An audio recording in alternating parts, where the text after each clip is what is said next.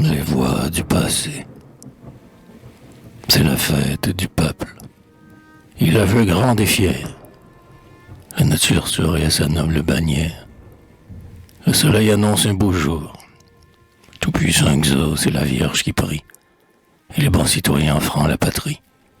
L'humble tribut de leur amour.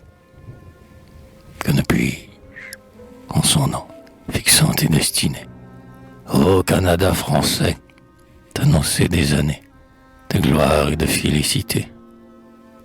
Que ne puis-je, de Dieu l'élu comme Moïse, mourir en signalant une terre promise à ta nationalité.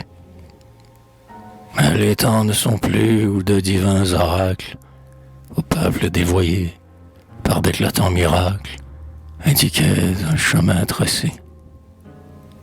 Aveugles, pour guider nos pas dans la nuit noire, écoutons, saisissons le fil de notre histoire.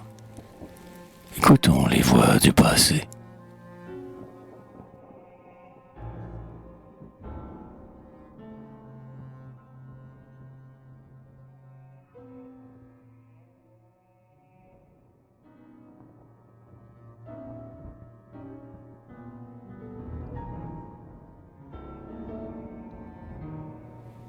Peau blanche, aborder sans crainte ce rivage, oublier parmi nous les périls du voyage, à travers le grand lac salé. Nous vous offrons nos bois, nos fleuves, nos montagnes, et les pieds de maïs cueillis par nos compagnes, aux dents de perles, au teint hâlé. Partagez avec nous, dans nos vastes domaines, le castor vit en paix avec les douces reines qui viennent boire à son étang.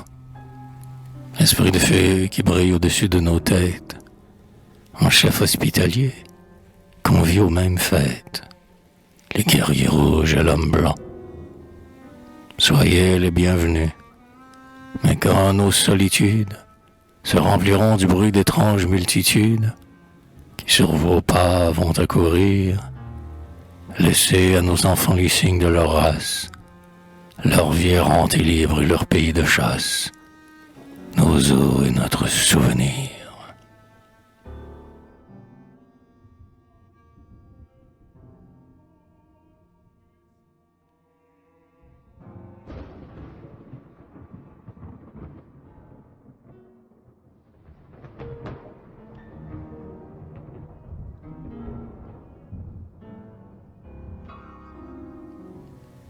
Des siècles expirés franchissant les ténèbres, race éteinte, pourquoi, sur des tons si funèbres, viens-tu jeter dans nos festins, comme un reproche amer, l'hymne de l'espérance, où, jadis, saluant l'étendard de la France, tu croyais charmer les destins. Viens-tu nous annoncer que l'espoir n'est qu'un rêve, que tout change ici-bas sans retour et sans trêve, que tout sentier mène au néant, qu'avec Tyr et Sidon, Babylone et Palmyre, des peuples, des héros, grands noms que l'on admire, nul n'échappe au gouffre béant. Que semblable au torrent de la marée avide, des enfants d'Albion l'évasion rapide nous ferait sentir ses rigueurs, que nos fils parleront une langue étrangère, que les traditions apprises de leur mère ne feront plus battre leur cœur. Ah, cesse de troubler nos fêtes patronales. D'un plus noble avenir, nos brillantes annales offrent des gages glorieux. Silence. Un chant plus doux module à notre oreille les refrains endormis que ce beau jour réveille. Écoutons la voix des aïeux.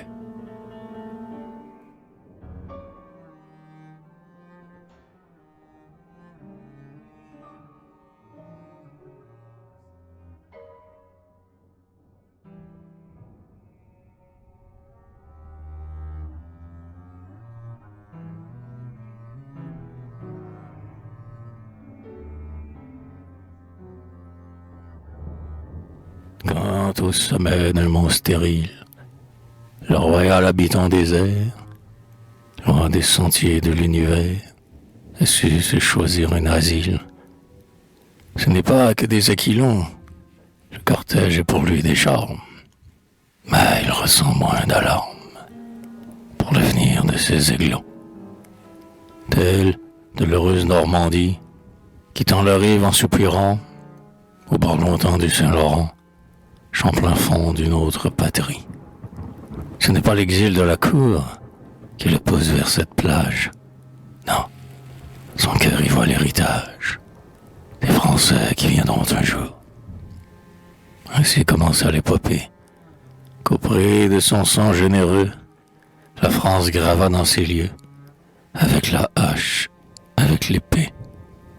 Ce fut une œuvre de géant, qui nous rendra nos jours de gloire. Pourquoi faut-il que la victoire nous ait trahis au dernier chant? D'Israël au bras tutélaire, succombe au cou de Dalila, mon calme que, seul, où il fait gala, cède à la fortune arbitraire. Mourons, pour la dernière fois, sur nos drapeaux à lui l'aurore. Vivons, si Dieu nous laisse encore, l'honneur, notre langue et nos lois.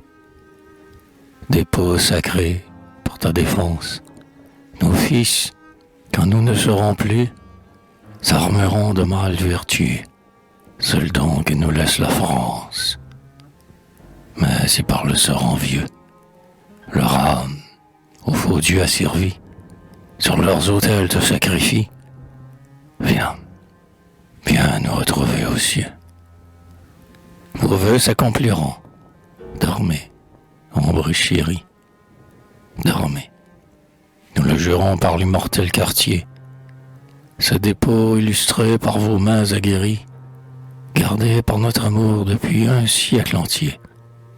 Cet auguste héritage, aujourd'hui que nous sommes, éprouvés par la lutte, un demi-million d'âmes qui songent à le sacrifier.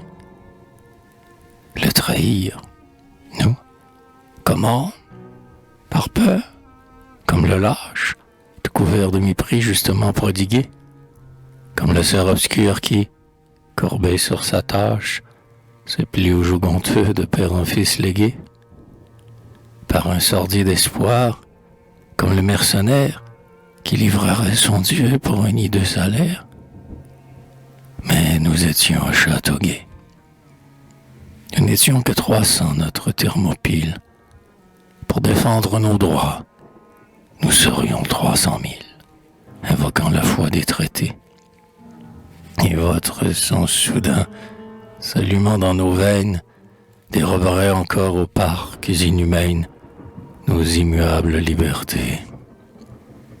Tels des nochers rivaux que la discorde anime, unissent leurs efforts pour soustraire à l'abîme les débris de leur seul vaisseau.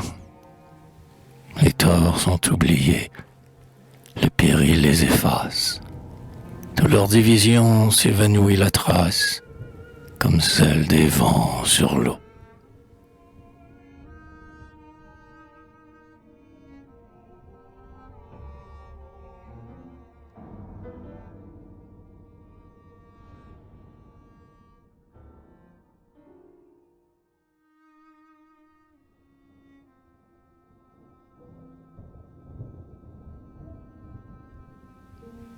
Ainsi puise Albion sur l'océan du monde, bénissant un accord si fécond en bienfaits, aux splendides couleurs de la reine de l'onde, alliée pour toujours le pavillon français. Et puise dans nos champs comme un fleuve arrose, l'érable et le chardon, et le trèfle et la rose, croître unis, fleurir en paix.